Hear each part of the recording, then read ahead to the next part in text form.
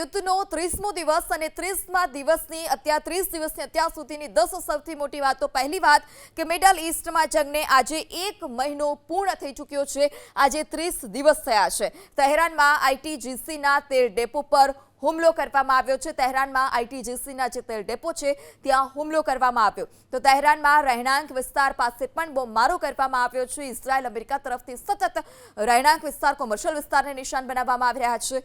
ઉત્તરી ઇરાક પર ઈરાને ડ્રોનથી હુમલો કર્યો છે. અમેરિકી સૈન્ય બેઝ પર ઈરાન કે જે સતત હુમલા કરી રહ્યું છે. ત્યારે અમેરિકાનું યુદ્ધ જહાજ યુએસએસ ત્રિપોલી અરબ સાગરમાં પહોંચ્યું છે. ઈરાન વિરુદ્ધ જમીની જંગને લઈ અમેરિકા પણ હવે તૈયાર છે. ત્યારે લેબનાનમાં હિઝબુલ્લાના ઠેકાણા પર હુમલો કરવામાં આવ્યો અને હુમલામાં અનેક આતંકીઓ હિઝબુલ્લાના માર્યા પણ ગયા છે.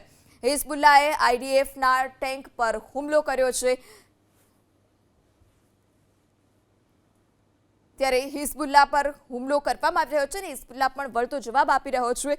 ઈરાનના સમર્થનમાં હવે હુતી વિદ્રોહીઓ પણ ઉતર્યા છે અને તેઓએ ઈરાનને સમર્થન જાહેર કર્યું છે. ઇઝરાયલ પર હુતી વિદ્રોહીઓ પણ હવે પલટવાર કરી રહ્યા છે. ત્યારે અમેરિકામાં ડોનાલ્ડ ટ્રમ્પ સામે વિરોધ પ્રદર્શન જોવા મળ્યું. અમેરિકાના રાષ્ટ્રપતિ ડોનાલ્ડ ટ્રમ્પ કે જેઓની લોકપ્રિયતા પણ હવે સતત ઘટી રહી છે. યુદ્ધના કારણે કાચા તેલની કિંમત $114 પ્રતિ બેરલ પર પહોંચી છે. એટલે કે મહાયુદ્ધના 30 દિવસ આજે 1 મહિનો પૂર્ણ થયો અને આ 10 સૌથી મોટી વાતો.